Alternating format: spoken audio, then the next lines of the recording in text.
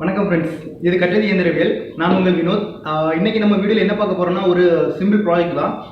Speed breaker power generation, அதாவது நம்ம ரோட்ல இருக்கக்கூடிய ஸ்பீட் பிரேக்கர்லேருந்து பவர் ப்ரொடியூஸ் பண்ணுற மாதிரி ஒரு மெக்கானிசம். கண்டிப்பாக உங்களுக்கு வந்து நல்ல யூஸ்ஃபுல்லாக இருக்கும். இதை வந்து உங்களோட டிப்ளமோ ப்ராஜெக்டாவோ இல்லைன்னா மினி ப்ராஜெக்டாவோ இல்லை இதை இம்ப்ளிமெண்ட் பண்ணி உங்களோட மேஜர் ப்ராஜெக்டாக நீங்கள் ட்ரை பண்ணலாம். ஸோ பாருங்கள். ஓகே ஃப்ரெண்ட்ஸ், இந்த டயக்ராம் தான் நம்ம வந்து ஃபேப்ரிகேஷன் பண்ண போகிறோம். Electrical power generation using speed breakers. சரியா? ஸோ இதில் கீழே இருக்குல்ல இந்த மெக்கானிசம் எல்லாமே நம்ம தரைக்கு அடியில் வர்ற மாதிரி பார்த்துக்கணும் ஃப்ரெண்ட்ஸ். இதுக்கு ஸ்ப்ரிங் இருக்குது பார்த்தீங்களா? ஸோ இந்த ஸ்ப்ரிங்க்கு மேலே இருக்கக்கூடியதில் தான் ஸ்பீட் பிரேக்கர் இருக்க மாதிரி இருக்கும். ஸோ அதுதான் ரோடுக்கு மேலே தெரிகிற மாதிரி இருக்கும்.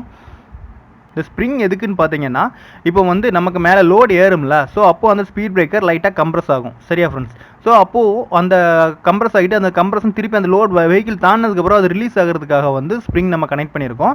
ஸோ மேலே இருக்க ஸ்பீட் பிரேக்கர் தாரும்போது அதில் இந்த மாதிரி நம்ம ரேக் அண்ட் பினியன் ஃபிக்ஸ் பண்ணியிருக்கோம். ஸோ இதனால் என்ன ஆகுதுன்னா, அந்த லோடில் அமுங்கும் போது இந்த ரேக் அண்ட் பினியன் எதுக்குன்னா அந்த லீனியர் மோஷனாக ரொட்டேரி மோஷனாக மாற்றும். ஆனால் என்ன நடக்கும்னு பார்த்தீங்கன்னா, இந்த ரொட்டேரி மோஷன் ஒரே டைரக்ஷன் இல்லாமல் ஃபார்வர்ட் ரிவர்ஸ் அந்த மாதிரி வந்து ரெண்டு டைரக்ஷனில் மாற்றி ரொட்டேட் ஆகிற மாதிரி இருக்கும். ஸோ இதை நம்ம ஒரே டைரக்ஷனில் கன்வெர்ட் பண்ணுறதுக்காக இங்கே வந்து நம்ம ஸ்ப்ராக்கெட் யூஸ் பண்ணியிருக்கோம்.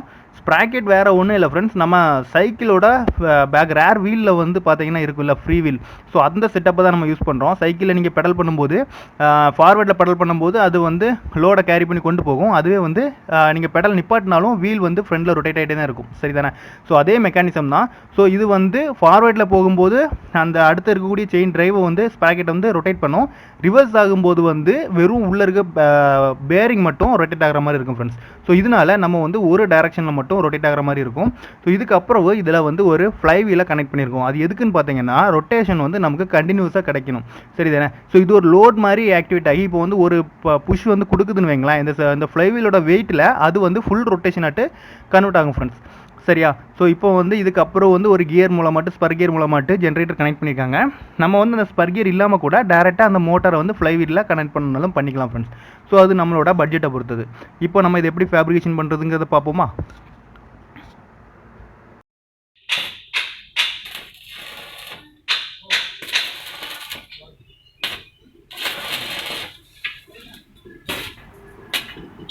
எப்போவுமே ப்ராஜெக்ட் பார்த்தீங்கன்னா ஃப்ரேம் ஒர்க் தான் இம்பார்ட்டன்ட். ஸோ நம்ம வந்து ஃபஸ்ட்டு ஃப்ரேம் ஒர்க் வந்து ரெடி பண்ணிப்போம்.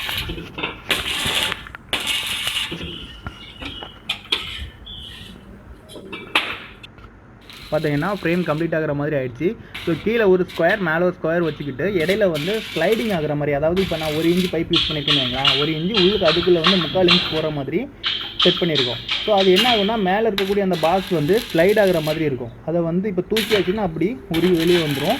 அதே மாதிரி திருப்பி அதுக்குள்ளே நம்ம மாட்டிக்கலாம். பார்த்தீங்கன்னா இந்த வீடியோ பார்த்தாலே உங்களுக்கு புரியும். இப்போது அந்த 2 ஸ்லைடிங்க்கு இடையில வந்து ஸ்ப்ரிங் ஃபிக்ஸ் பண்ணிட்டோம். சரியா ஃப்ரெண்ட்ஸ்? ஸோ அப்போ என்னென்னா, நம்ம வந்து இப்போ அதை கம்ப்ரஸ் பண்ணும்போது அது மேலே வரும். அதே மாதிரி சென்டரில் பார்த்தீங்கன்னா ரேக் அண்ட் பினியன் வந்து நான் அரேஞ்ச் பண்ணியிருக்கோம். சரியா? ஸோ இது ரேக் அண்ட் பினியன் வந்து செட் ஆட்டு நமக்கு கிடைக்கும். பாருங்கள் அது எப்படின்னு நான் இப்போ ஜூம் பண்ணி காமிக்கிறேன்.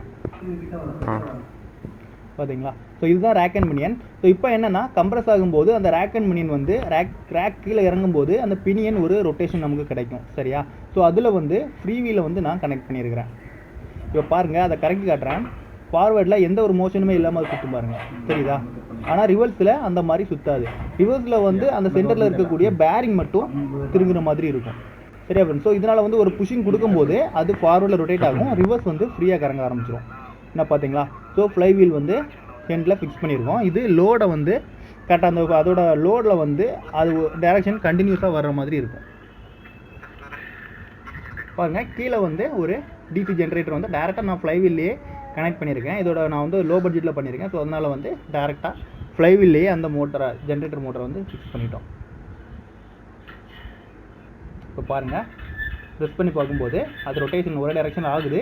ஆனால் வந்து கண்டினியூஸ் கிடைக்கல. என்னென்னா, கொஞ்சம் ஆயில் போடணும். ஸோ இப்போ ஆயில் போட்டுப்போம். ஆயில் போட்டோம்னா கொஞ்சம் ஃப்ரீயாக இருக்கும். பாருங்கள், ஆயில் போட்டாச்சு. இப்போ வந்து ப்ரெஸ் பண்ணி பார்ப்போம். பார்த்தீங்களா? இப்போ ஃப்ரீயாக கறங்க ஆரம்பிச்சா. ஸோ கண்டினியூஸ் ரொட்டேஷன் வந்து நமக்கு இப்போ கிடைக்கும்.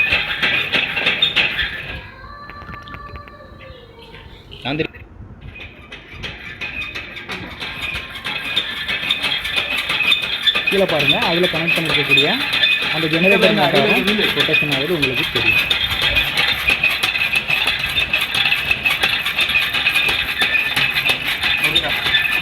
ஓகே ஃப்ரெண்ட்ஸ், நம்ம இப்போ வந்து இதை கம்ப்ளீட் பண்ணிட்டோம் மெக்கானிசம். ஸோ நம்ம வந்து எந்த ஒரு ப்ராஜெக்ட்டுக்குமே ஒரு அவுட்புட் காமிக்கணும். ஸோ இதில் பவர் ஜெனரேட் ஆகுது அப்படிங்கிறத காமிக்கிறதுக்காக ஒரு எல்இடி நம்ம ஃபிக்ஸ் பண்ணிக்கலாம் ஃப்ரெண்ட்ஸ். ஸோ அந்த எல்இடியில் வந்து நமக்கு அவுட்புட் காமிச்சிக்கலாம். ஸோ இது மேலே வந்து அந்த ஸ்பீட் பிரேக்கருக்காக சும்மா ஒரு ஃப்ளாட், அதாவது பட்டையை வந்து வளைச்சி நம்ம கொடுத்துருக்கோம். இதுக்கு மேலே வந்து நம்ம ஒரு ஸ்பீட் பிரேக்கர் இருக்கிற மாதிரி ஒரு சின்ன ஒரு அரேஞ்ச்மெண்ட் வச்சுக்கலாம். இப்போ பாருங்கள், எல்இடி ஃபிக்ஸ் பண்ணி நான் உங்களுக்கு ப்ரெஸ் பண்ணி காமிக்கிறேன். அதில் அவுட்புட் வரும் பாருங்கள், பார்த்தீங்களா? ஸோ இந்த மாதிரி நம்ம அவுட்புட்டும் இந்த ப்ராஜெக்ட்டில் காமிச்சிக்கலாம். இதை வந்து பேட்டரியில் வேணாலும் ஸ்டோர் பண்ணி நம்ம ஓகே ஃப்ரெண்ட்ஸ், முடிச்சிட்டோம். முடிஞ்ச வரைக்கும் சிம்பிளாக எக்ஸ்பிளைன் பண்ணியிருக்கிறோம். இதில் ஏதாவது டவுட் இருந்துச்சுன்னா நம்ம கமெண்ட்டில் கேளுங்க ஃப்ரெண்ட்ஸ். அது போக வந்து நம்ம வீடியோ பிடிச்சிருந்தா லைக் பண்ணுங்கள். மறக்காமல் நம்ம கட்டதி இயந்திரவியல் சேனலை வந்து சப்ஸ்கிரைப் பண்ணுங்கள். நன்றி.